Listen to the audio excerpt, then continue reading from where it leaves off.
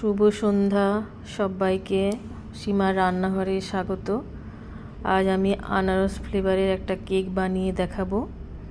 প্রথমে আমি কিছু ড্রাই ফ্রুটস নিয়ে নিচ্ছি। কাজু, আমন্ডস নিয়েছি, খেজুর, কিশমিশ আর টুটি ফুটি নিয়েছি। কাজু আর আমন্ডসটা ছোট ছোট টুকরো করে নিয়েছি। এবার আমি 1 কাপ মতো আনারসের জুস নেব। সেটাতে ড্রাই ফ্রুটসগুলো ভিজিয়ে রেখে দেব 1 ঘন্টা মতো।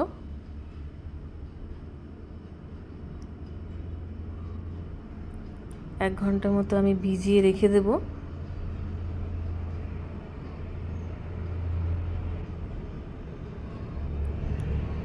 এবার আমি একটু সাইডে রেখে দিচ্ছি।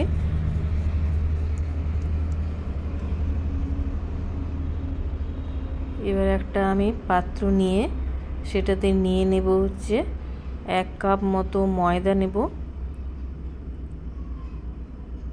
1 কাপ ময়দা নিলাম। এবার নেব 1 কাপ সুজি। আমি গ্রাইন্ডারে একটু ঘুরিয়ে নিয়েছি। আর 1/2 কাপ মতো দেব চিনির গুঁড়ো। চিনির গুঁড়ো দিয়ে দিলাম। আর দেব একটু খাবার সোডা দিয়ে খুব ভালোভাবে মিশিয়ে নেব।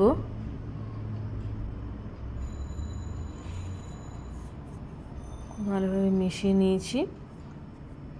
এবার আমি 1/2 কাপ সাদা তেল দিয়ে দিলাম। আর 1 চামচ বড় চামচের ভ্যানিলা এসেন্স দিয়েছি।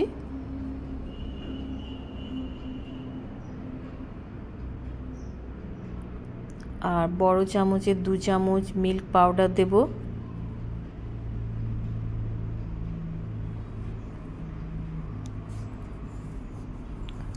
দুধ দিয়ে আমি খুব ভালো করে এটা ব্লেন্ড করে নেব।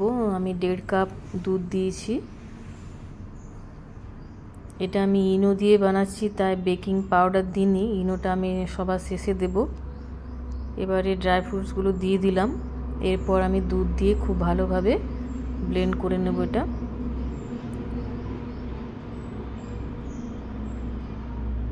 এবার আমি আধ ঘন্টা মতো ঢাকা দিয়ে রেখে দেব।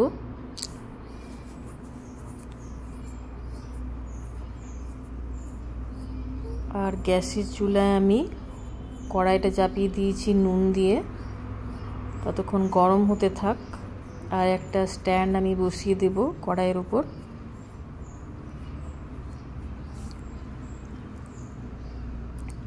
আর একটা কেক টিন নিয়ে খুব ভালোভাবে তেল ব্রাশ করে দিলাম। আর একটা নিচে পেপার দিয়ে দিয়েছি, সেটাও আমি তেল ব্রাশ করে দিয়েছি। সেটা রেডি করে রাখলাম। এবার আমি ব্যাটারটার মধ্যে বড় চামচের 1 চামচ ইনো দিয়ে দেব।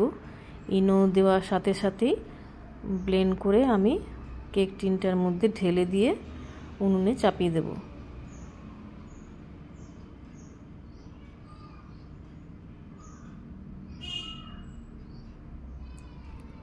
এবার আমি চাপিয়ে দিলাম। আর ওপর থেকে কিছু ড্রাই ফ্রুটস দিয়ে দেব। তারপর আমি ঢাকা দিয়ে রাখবো 45 থেকে 50 মিনিট। গ্যাসের ছোট যে বার্নারটা থাকে সেদিকটাতে আমি চাপিয়ে রাখবো।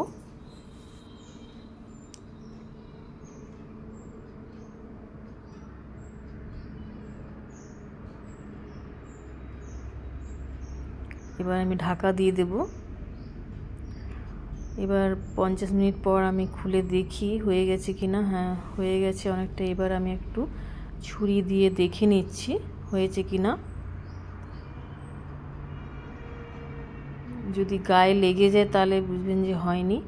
না লেগে যায়নি তার মানে হয়ে গেছে। এটা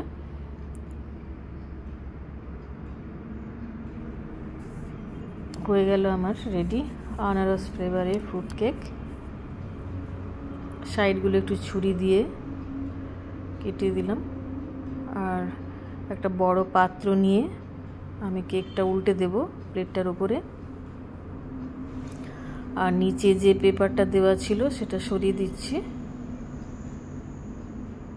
এবার আমি কেটে দেখে নেব কতটা নরম হয়েছে।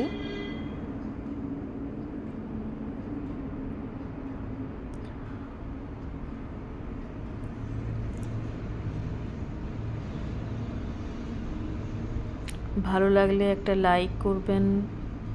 সবাই ভালো থাকবেন, সুস্থ থাকবেন। সবাইকে অনেক ধন্যবাদ। আবার কোনো রেসিপি নিয়ে পরের সপ্তাহে হাজির হয়ে যাব আপনাদের সামনে।